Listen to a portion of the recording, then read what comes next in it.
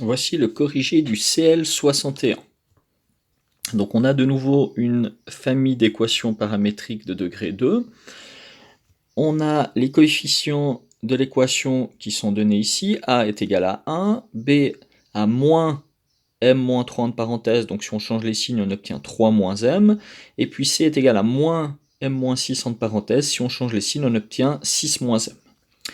Donc pour commencer, on va calculer le delta de cette équation, donc b carré moins 4 fois AC.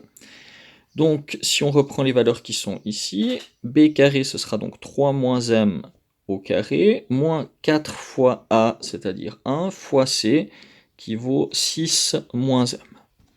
Alors simplifions tout ça, donc 3 moins m au carré, ça va faire 9 moins 6m plus m carré, et puis ici, ça fait 4, donc ça va faire moins 24 plus 4m. On simplifie, on obtient donc m carré, moins 6m plus 4m, ça fait moins 2m, et 9 moins 24, ça nous fait donc moins 15. Donc voilà delta, on va le factoriser si possible pour pouvoir faire l'étude de son signe. Donc on cherche deux nombres qui multiplient donnent moins 15, qui additionnés donnent moins 2. On obtient donc m moins 5 fois m plus 3.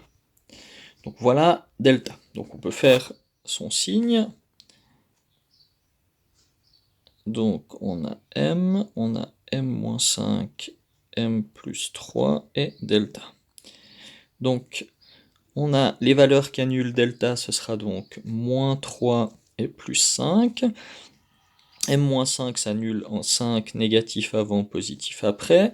M plus 3 s'annule en moins 3, négatif avant, positif après. Et donc delta sera positif, nul en moins 3, négatif entre moins 3 et 5, nul en 5 et positif après. Donc voilà le signe de delta. On peut donc répondre maintenant à la question A. Donc question A, on aimerait savoir quelles sont les équations de la famille qui ont une solution double. Eh bien, on aura ça si m est égal à moins 3 ou si m est égal à 5. Donc dans un des deux cas, si m est égal à moins 3 ou si m est égal à 5, comme delta est nul, eh bien ça veut dire qu'on a une solution double. Deuxième question, la B, on nous demande, on aimerait que la somme des solutions soit égale à 7, donc la somme, je vous rappelle que c'est moins b sur a, donc si on reprend b c'était moins m-3, donc moins b ce sera m-3, donc on aura m-3 sur a, et a c'était 1. Donc la somme elle vaut toujours m-3, et on aimerait donc que cette somme soit égale à 7, donc on aimerait que la somme soit égale à 7, c'est-à-dire que m-3 soit égal à 7. On passe le moins 3 de l'autre côté, devient plus 3, on obtient donc m égale 10. Donc si m égale 10, on aura la somme des solutions qui vaut 7. Question C, dont l'une des solutions est nulle, donc on a vu déjà ça dans l'exercice précédent. Pour qu'une des solutions soit nulle, il faut forcément que le produit soit égal à 0. Donc on aimerait que le produit ici soit égal à 0. Le produit c'est égal à C sur A. Donc si on reprend C, c'était 6 moins M. Donc 6 moins M sur 1. Donc ça donne 6 moins M. Et ça, on aimerait que le produit soit égal à 0. Donc que 6 moins M soit égal à 0. Pour ça, on passe le m de l'autre côté et on obtient que m doit être égal à 6. Donc si m égale 6, alors on aura forcément une des deux solutions qui est nulle, et donc le produit sera égal à 0. Et puis, question D, alors, dont les deux solutions sont opposées. Donc opposées, ça veut dire par exemple plus 4 moins 4. Donc c'est deux nombres qui ont la même valeur absolue, mais qui ont des signes différents. Donc pour avoir deux solutions opposées, il faut que la somme soit égale à 0. Puisque si j'additionne deux nombres opposés, j'obtiendrai forcément 0. Donc la somme, on avait vu que c'était m moins 3, et on aimerait donc qu'elle soit égale à 0. Donc m-3 égale 0, on obtient donc que m doit être égal à 3. Donc si m égale 3, la somme sera égale à 0, et donc les deux solutions seront opposées, donc elles auront la même valeur absolue, mais des signes différents.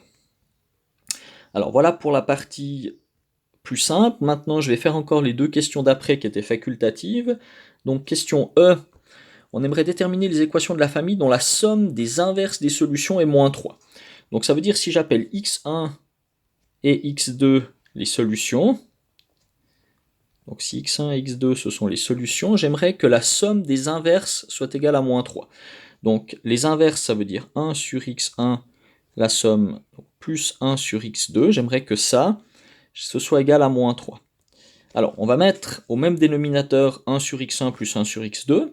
Donc le dénominateur commun, ça va être x1 fois x2. Donc on va tout mettre sur x1 fois x2.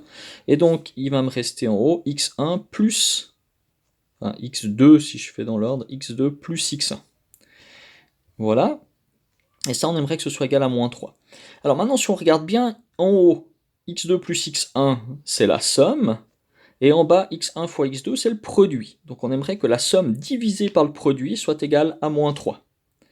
Donc si on reprend ce qu'on avait vu avant, on avait vu que la somme, elle valait toujours m moins 3. On avait vu que le produit valait toujours 6 moins m. Donc on aimerait que m moins 3 divisé par 6 moins m, donc la somme divisée par le produit, eh bien ce soit égal à moins 3. Donc maintenant on peut résoudre cette équation en multipliant par 6 moins m des deux côtés. On obtient donc m-3 à gauche et à droite moins 3 fois 6 moins m. Donc ça nous fait m-3 qui est égal à moins 18 plus 3m.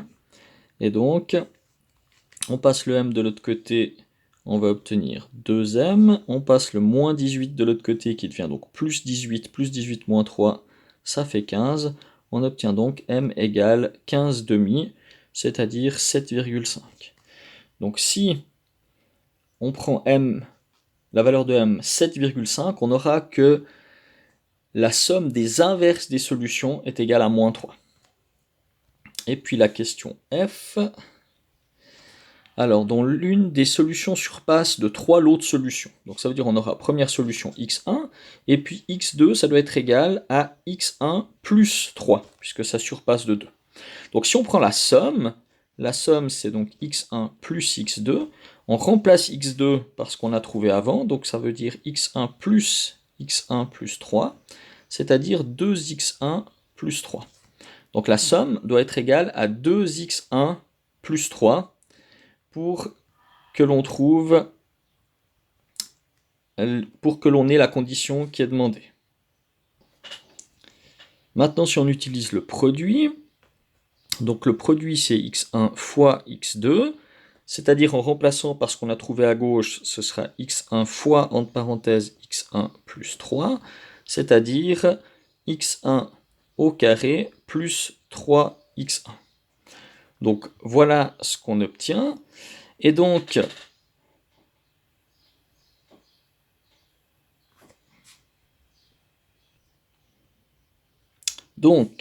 la somme qui valait m-3, donc on obtient que 2x1 plus 3, ça doit être égal à m-3. Et puis le produit x1 au carré plus 3x1, ça doit être égal à 6 moins m. Voilà, donc on va résoudre ça par substitution. On va isoler le m ici. On aura donc que m c'est égal à 2x1 plus 6. On remplace dans la deuxième équation. On obtient x1 carré plus 3x1 qui est égal à 6 moins 2x1 plus 6. Et il faut résoudre maintenant cette équation. Donc on obtient x1 carré plus 3x1 qui est égal à 6 moins 2x1 moins 6. Le 6 et le moins 6 y partent. Il nous reste donc x1 au carré Je passe le moins 2x1 de l'autre côté, ça devient plus 2x1, donc plus 5x1 qui est égal à 0. Et donc, ça, on peut mettre en évidence un x1, on obtient x1 qui multiplie x1 plus 5, et ça doit être égal à 0. On a donc deux solutions possibles pour x1. Donc première possibilité, x1 égale 0. Et dans ce cas-là, m sera égal à 2 fois 0 plus 6, donc sera égal à 6.